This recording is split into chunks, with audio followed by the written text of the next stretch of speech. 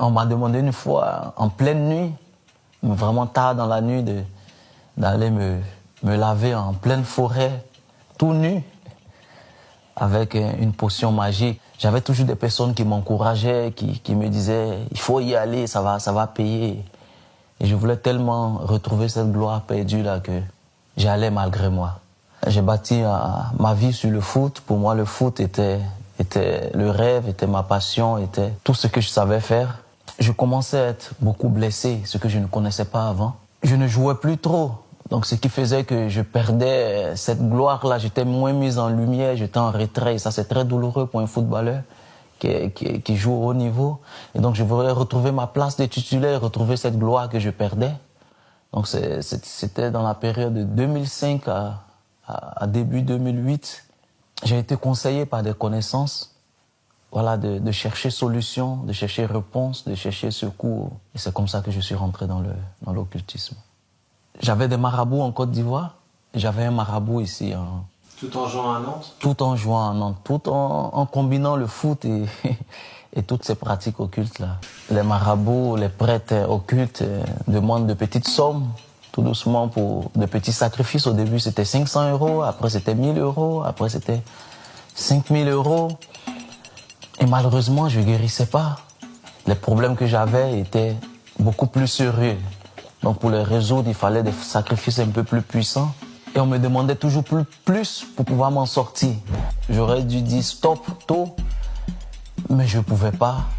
J'étais déjà les pleins pieds dans cet engrenage et je faisais toujours plus pour pouvoir me sortir de cette situation que je vivais très mal. Et je vivais très mal cette période-là. J'étais dans une dépression. Je ne dormais pas bien parce que je pensais au prochain sacrifice à faire, au prochain fonds à décaisser. Et c'est suite à ça que j'ai eu des pensées de suicide parce que c'était trop fort pour moi, c'était trop difficile pour moi de cumuler tout cela. À un moment donné, ce qui a fait que j'ai arrêté, c'est que on m'a demandé clairement de façon officieuse de sacrifier mon fils. Et là, j'ai pas eu la force d'aller plus loin. Et c'est à ce moment-là seulement que j'ai pu dire non. Sinon, avant, voilà, j'étais comme ensorcelé, j'étais comme envoûté. Et je ne savais plus où mettre la tête. Et j'ai entendu parler de Jésus à cette période. Et vu que j'avais tout donné, j'étais vraiment fatigué, je m'étais proposé d'essayer avec Jésus et de voir s'il pourrait m'aider à avoir vraiment la paix, à avoir vraiment la joie, à m'en sortir parce que j'étais vraiment perdu. Et c'est là que j'ai mis les pieds pour la première fois à l'église. Et là, j'ai donné ma vie à Jésus, j'ai ouvert mon cœur à l'évangile. Et ce qui s'est passé, c'est que j'ai reçu comme une vie nouvelle, j'ai reçu un cœur nouveau. J'ai reçu une joie que je n'avais jamais vécue, je n'avais jamais ressentie, même dans les périodes que j'estimais les plus glorieuses de ma vie passée.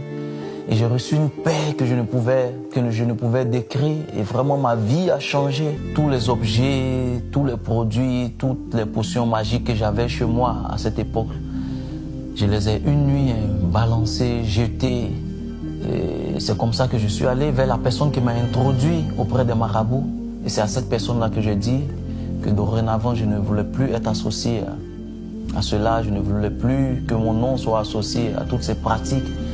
Je ne voulais plus jamais avoir recours au marabout, au monde occulte.